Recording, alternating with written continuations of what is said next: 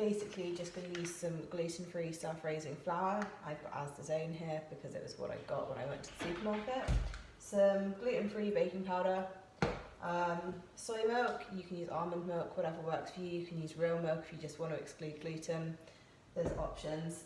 And then we've got some protein isolate, so some just pure protein powder to put in there as well. And then unfortunately this one is not vegan, so we have some eggs as well, okay? So I'm just going to talk you through how we do this. I've made it really simple because I've worked out measurements in scoops, so I can just throw it all in when I'm in a hurry.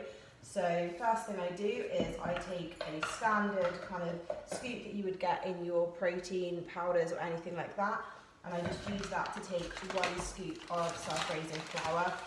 So pretty much just make sure it's a full scoop there. Pop that into the mixing bowl. And then I take a scoop full of protein powder as well. This is the same protein powder, it's just in a nice little Tupperware. So make sure that's a full scoop as well. Okay, cool. And then what I'm going to do is take probably about half a teaspoon of baking powder as well, just to make sure it rises. The thing with going gluten and dairy-free baking is that measurements are always really weird. It's always different to what you would use for regular flour and stuff like that. So this has worked. This has been tried and tested multiple times over the years to get a good kind of consistency for pancakes, okay? So throw that all in there, and then I take 2 eggs and crack them in the middle. So try to exclude shell unless you prefer the crunchy versions. Pop that in there, and then I use about 150 ml of soy milk, but sometimes I just find I want to add a little bit more to make the pancakes maybe a little bit thinner or go further. So kind of just see how that goes for you, but yeah, generally 150 ml is about right. Just need to find a measuring jug.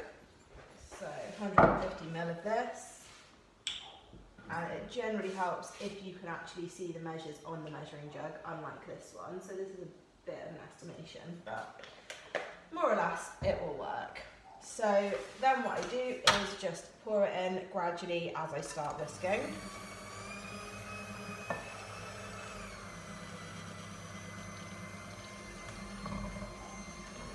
There's no real science to this, kind of just throw it in, hope for the best. Make sure it all mixes together nicely. Try to add the milk slowly so that it doesn't all kind of lump together. Okay, so I've left my pancake mix to stand for about 15 minutes or so. I just find it's always generally better to do that with any kind of batter mix. And then I'm just going to spray some of this Fry Light oil in the pan. It's just, you know, less calories than standard oil, so a slightly healthier version. So you just kind of cover the base of a decent frying pan with the spray. Let that heat up for a couple seconds. And then all I'll do is take this ladle and make ladlefuls of the mix into the pan.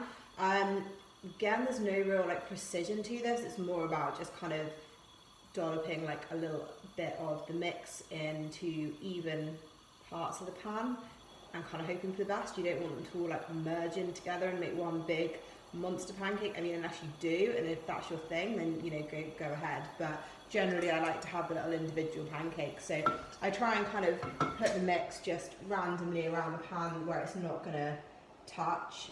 So just kind of pouring it in. So more or less this is what we want them to kind of be looking like in the pan while they're cooking. I've just put the mix in now, so it's still only just starting to cook, but basically just that kind of amount spread out evenly across the pan, so you're going to create 3 kind of individual little pancakes there. Okay, and then when they've basically more or less cooked through on the bottom, you just want to take a spatula, kind of flip them over, and I'll show you what that should look like in just 1 second. Just try and make sure when you flip them over that they don't get stuck halfway, otherwise they kind of melt all over the pan, which is not really what we want for a nice consistently firm pancake. And that's more or less what they should look like on the first time that you flip them over. So you can just see they're only slightly cooked. It's more just kind of getting them to like firm up all the way through, and then we can flip them a couple times more and turn the heat up ever so slightly. Okay, so this is what they should look like more or less when they're ready. You can see they're about, I don't know, maybe like 1/2 centimetre thick. and they're well cooked on both sides. And then the different toppings, you can put whatever you want on there. I tend to go for the kind of lower calorie, slightly healthier option. So I've got some sugar-free syrup from my protein, and then just some frozen raspberries as well. And this is more or less what they all look like when you put them together. So I've done full macro breakdown for these as well, so you can know how many calories are in them, how many fats, protein, carbs, and then any kind of toppings, you just need to calculate the extra on top.